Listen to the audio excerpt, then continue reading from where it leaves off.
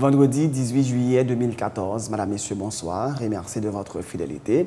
Bienvenue dans ce nouveau numéro de Pulsation Week-end. À la une de l'actualité, 4 conseillers électoraux, Max Mathurin, Yolette Mengual, Maître Néhémie Joseph et Léopold Berlanger, ont prêté serment ce vendredi à la Cour de cassation. Aucun officiel du gouvernement n'a assisté à la cérémonie. Le vice-président de la Cour de cassation, Maître Jules Cantave, a appelé les conseillers électoraux à exercer en toute indépendance leur mission et à résister aux affres de la corruption.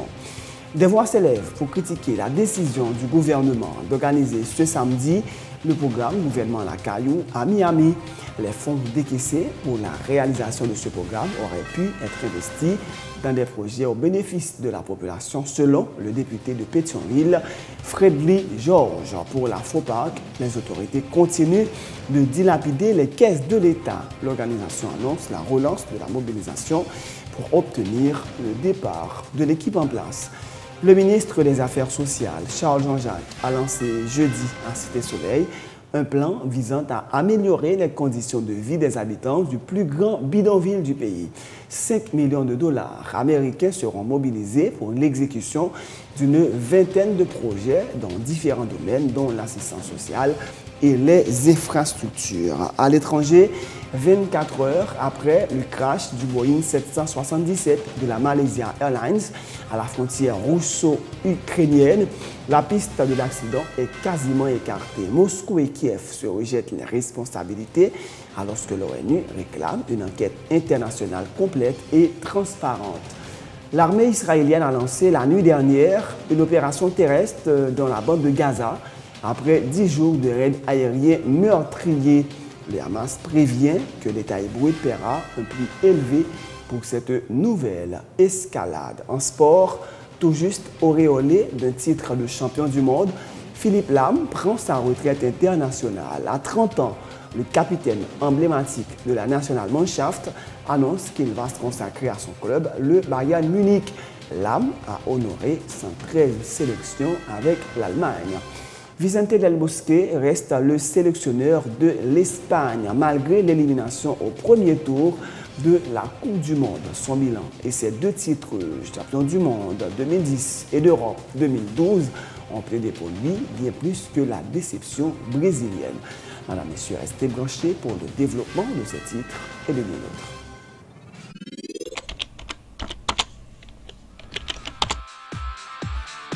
Bienvenue à cette édition d'Information Pulsation, l'essentiel de l'actualité de la journée. Merci de votre fidélité. Bienvenue dans ce premier numéro de Pulsation Week-end.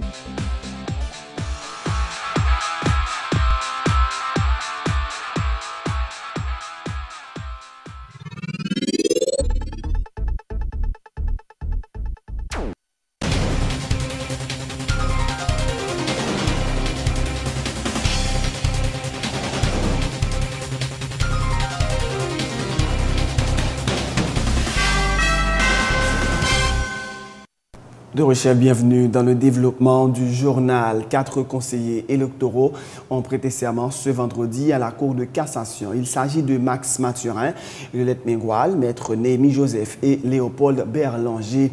La cérémonie, présidée par le vice-président de la Cour de cassation, Maître Jules Cantave, s'est déroulée en présence des autres conseillers électoraux, hormis Chantal Raymond et Margaret Saint-Louis.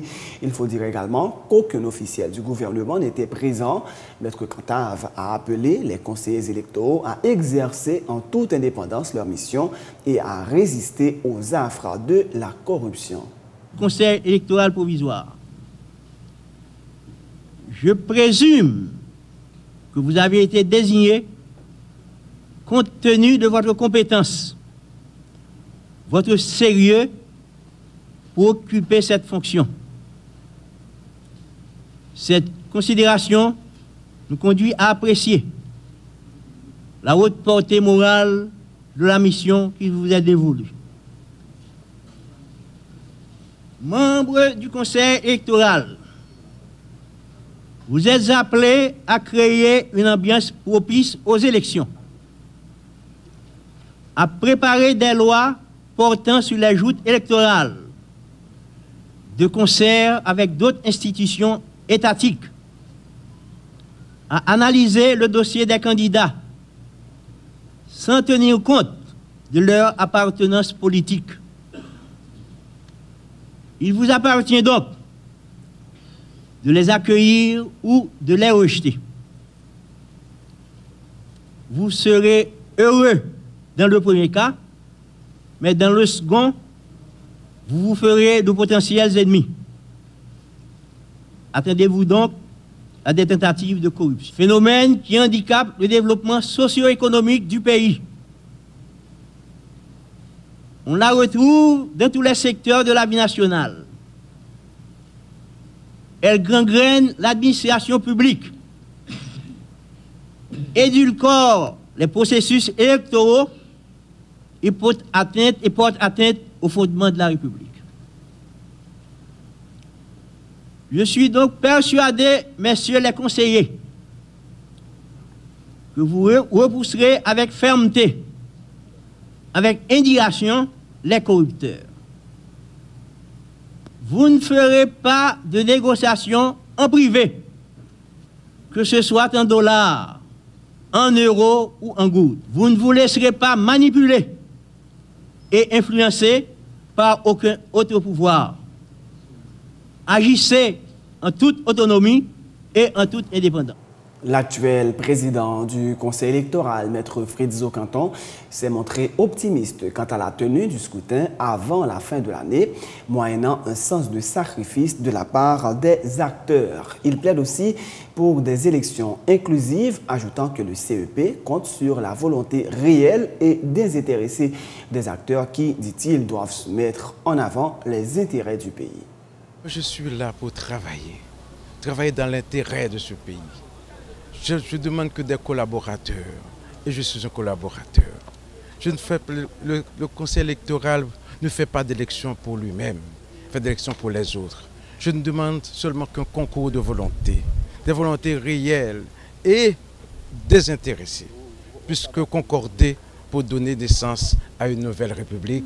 Est-ce que ça veut dire qu'on ne va pas réaliser Oh, je n'ai pas à me prononcer sur cela. C'est à l'intérieur du Conseil qu'on va se prononcer sur ce genre de questions. Et un parti politique qui est sceptique, comme une Puisque quand on n'est pas l'homme du scepticisme, c'est l'homme de l'optimisme et de l'enthousiasme pour tout le monde. Je souhaite que tout le monde participe de manière inclusive, donne leur concours de volonté pour que le pays puisse sortir de ces ornières, pour que ce pays puisse sortir de cette léthargie persistante et récurrente. Il est temps que nous fassions naître de nouvelles règles pour la République, une nouvelle République soit née. La République des concitoyens versée dans la conception du devoir accompli, dans la conception de l'amour pour tout le monde. Donc, vous confiez l'élection à réaliser 27 octobre 2014. C'est un devoir de citoyen. Si tout le monde donne un peu de soi, je crois que nous pourrons réaliser ces élections et permettre la coïncidence des échéances électorales avec les échéances constitutionnelles. C'est un devoir du citoyen pour que tout le monde puisse mettre un peu de soi, une part de sacrifice, pour que la nation puisse sortir de cette léthargie persistante. C'est bon garantie. Pourquoi ne pas une garantie? Il faut commencer par y croire pour que nous y croyons. Le conseiller Néhémie Joseph n'a pas souhaité se prononcer sur la possibilité que les élections puissent avoir lieu avant la fin de l'année, tant qu'il n'aura pas évalué la situation de l'intérieur. De son côté, Max Mathurin a donné la garantie qu'il va travailler à la création de conditions favorables à l'organisation de bonnes élections dans le pays. On a dit que jeudi, il n'y a pas de temps encore. Et comme technicien, comme nous connaissons, moi je ne suis pas politicien, c'est technicien mieux. Moi je pense que les acteurs politiques, il faut comprendre que le temps, il faut gérer. Et ça, il passe aux responsabilités. Parce que gérer le temps pour faire l'élection le plus rapidement que possible, ça c'est son premier point que je pense qui est important. Et le deuxième point qui est important, moi-même, je voulais bailler tête moi comme modèle à la jeunesse. C'est engagement, je fais déjà et n'a pas fait encore. Il y a un peu de confusion, donc on peut s'attendre à de bonnes élections dans le pays. Merci. Moi, je pense d'abord qu'il faut entrer dans le bureau pour nous consulter l'autre collègue, nous chiter ensemble nous allons évaluer qui ça gagne dans l'ordre. Et à partir de là, nous finissons évaluer qui ça que nous avons dit sur possibilité ou non pour faire élection pour l'année. Qu'on est là, il y a un petit gens prématuré. Je pour le moment, pour moi, prononcer sur est-ce que l'élection a fait ou non avant fin d'année. On attendait que je avec l'autre collègue en conseil dans le début de semaine qui vient là pour nous évaluer la situation de manière rationnelle. Moi, je pense que d'abord, il faut moins dépouiller de tout ça carré les prénotions. Et puis, pour mal chita tout le monde, peu importe le jugement qu'il a fait sur le jugement de valeur, moi-même, c'est à l'œuvre pour moi, est-ce que moi-même, moi qui collaborer avec eux jusqu'à quel niveau, qui travaille nous fait ensemble, est-ce que de bonne foi, comment nous avons réussi à travailler ensemble. Autre point de l'actualité, le député de Pétionville, Frédéric Georges, désapprouve la décision du Premier ministre de délocaliser ce samedi le programme gouvernement La Caillou à Miami. Le parlementaire met en avant la situation socio-économique difficile de la population. Selon lui, les 2 millions d'euros que coûtera la réalisation de la 9e édition de ce programme gouvernemental auraient dû être investis dans des projets viables dont l'éducation. Frédéric Georges dit aussi croire que le gouvernement, le programme gouvernement La Caillou, ne vise qu'à masquer les lacunes de certains ministres en panne de réalisation. Donc, moi, c'est un moment qui n'est pas propice. Non seulement si nous apprenons en matière de coûts, par exemple 60 000 $ américains à 3 millions de gouttes ou bien 2 millions de gouttes, c'est des sommes qui te permettent qu'au moins nous censés boucher quelques tours là. Donc, moi, c'est que et visite là n'est pas importante et le gouvernement la commis à mille pas important parce que en fait affaire d'État, affaire république là, est supposé gérer en Haïti et en Haïti il y a assez d'espace et soit dans le pays national, soit dans la commune, soit dans l'autre localité, soit dans la cour, soit dans la mer haïtienne, soit de l'autre côté, moi je pense que c'est inopportun et il pas répondre à ça on dynamique de chef d'État, d'homme d'État qui t'a supposé pas ramasser causer pays et qui pourra le traiter dans la terre étrangère. Il faut que le Premier ministre pas comprendre tout que gestion ça une république, gestion au pays, li ka résumé nos affaires de blague, là me dit blague là, virer tout n'a pas de monter descendre de tous côtés, après des marchés. Donc moi c'est que c'est mettre corps là dans le pays pour prendre la rue et pour garder effectivement avec des ou pour garder misère population passer. Et puis en fait, c'est des fois moi dit c'est justifier irresponsabilité un ensemble de ministres comme trouver que des ministres popettes, des ministres de Champouel qui pas justement ni comprennent le pays qui même comprennent ça au gain en termes de responsabilité par rapport à l'État, par rapport à fonctionnement même pays. La FOPAC déplore le fait que les autorités continuent de dilapider les caisses de l'État. L'organisation cite en exemple la délocalisation de gouvernement La Caillou à Miami et l'organisation du Carnaval des Fleurs dans quelques jours à Port-au-Prince. Le porte-parole de la FOPAC, René Timothée, annonce la poursuite de la mobilisation pour obtenir le départ de l'équipe en place. FOPAC, force patriotique pour respect de la Constitution, prend un engagement clair. Pour nous dire inadmissible par rapport au phénomène gangou, chômage, la vie chère, insécurité, révocation massive et arrestation illégale avec détention préventive prolongée, qui c'est marque fabrique pour voir mal finir contre là. Et bien je dis à pour nous ça pas peur, pas crainte pour mobiliser presque 1 million de dollars et ils ont tellement mobilisé un pile monde qui pour prendre un avion pour aller dans le gouvernement la Caillou dans Miami, ça veut dire qu'il y a fait directeur général, ministre, parti en cachette pour ne pas appeler un seul avion pour ne pas ouais. Deuxième bagaille qui attire l'attention nous. Eh bien, par rapport avec misère peuple haïtien, l'un qu'on est peuple Haïti, son pays souverain, eh bien, nous avons une date qui c'est date l'occupation américaine, nous le dire le 28 juillet, c'est moment ça pour mal finir la choisi pour la faire peuple haïtien dans ces misères, dans le phénomène carnaval des fleurs. Par rapport avec 3 conseils électoraux qui déjà montés, yo prend tête tous les 3 conseils, ça veut dire la présidence prend présidence tous les 3 conseils. Il y a 6 carnavals qui déjà organisés, 0 élection. Qui donc je dis à tout le monde à clair, pas gain aucune volonté réelle pour élection libre, honnête et démocratique faite en d'un pays. Par rapport avec arrestation illégale, tout le monde constate, militants politiques, tant que les frères Floristal, Jean-Robert Vincent, Louis Malugis, toujours à manger prison de façon illégale pour conviction politique. Je dis à faut pas dans tête collée avec différents autres partis politiques que pouvoir pas agréer dans l'élection, eh bien, nous-mêmes nous disons clair. Tout le monde rete tant de mot d'ordre, mobilisation, n'est pas loin, rebalancer. Eh bien, nous disons clair, je dis à tout le monde constater que le pouvoir pas gain bon gens volonté réelle pour l'organiser bon gens élection libre, honnête et démocratique. D'ailleurs, tout le monde d'accord que le conseil électoral qu'il a, conseil Coupion, pas inspiré personne de confiance. C'est ça que fait nous dit, nous voulons élection anticipée avec l'autre gouvernement, avec l'autre président, qui va gagner seulement comme mission faire bon gens élection libre, honnête et démocratique, mais surtout avec accord article 289 qui dit un bon gens conseil avec tout secteur qui pour inspirer tout le monde confiance. Le gouvernement a lancé jeudi à Cité-Soleil un plan spécial visant à améliorer les conditions de vie des habitants du plus grand bidonville du pays.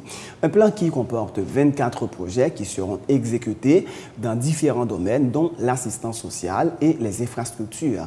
L'agent intérimaire de l'exécutif à Cité-Soleil, Renal Jolifis, appelle les citoyens à collaborer en vue de la réussite du dit plan exécuté par le ministère des Affaires sociales. Aujourd'hui, nous venons là pour lancer le plan spécial Cité Soleil. C'est moun qui a piloté le plan spécial là, qui est avec nous là, c'est le ministre des Affaires sociales là, M. Charles Jean-Jacques, qui est avec nous là, et qui va parler nous de plan spécial là. Moi profiter de l'occasion ça pour me voyer compliment by président Matéli avec tout le premier ministre la mort pour un pile pour paquet de travail à réaliser à travers le pays. Nous voyons gros remerciements par le gouvernement la mort président Matéli pour bienveillance envers la commune Cité Soleil là. Si il y a 10 ans depuis que l'État a investi, c'est planter quelques pieds bois dans la cité agents citoyens là, et bien nous pensons que toujours un prétexte que ces problèmes de sécurité, ces problèmes, cité pas facile, etc. etc. Nous connaissons la situation pas facile. Lorsqu'on masse moun qui grand lorsqu'on masse moun qui en difficulté, situation pas jamais facile. Mais nous-mêmes tout, moi inviter nous pour nous collaborer, moi inviter nous pour nous engager nous, pour nous permettre que le plan spécial là atterrit. C'est un plan qui gagne plusieurs projets là-dedans. Plus que 24 projets dans différents domaines. Il y a des projets qui visent l'assistance sociale. Bon, nous connaissons des problèmes, des misères, des ensemble de bagailles. Il y a des projets qui visent l'infrastructure, amélioration de l'infrastructure. Nous comprenons que si l'aide, on côté la guerre fin passée, eh bien c'est normal. Nous tout cas connaissons, qui gens, la guerre passe son côté qui s'est fait. Eh bien le gouvernement vise à améliorer la structure graduellement jusqu'à ce que pour le bail Cité Soleil on l'autre image. Selon le ministre des Affaires sociales, Charles Jean-Jacques, plusieurs projets sont en cours. Ils seront achevés d'ici la fin de l'année, a-t-il dit. Ce plan est exécuté en collaboration avec plusieurs ministères, dont l'agriculture, les TPTC et la planification. Le budget avoisine les 5 millions de dollars américains, selon le ministre Charles Jean-Jacques.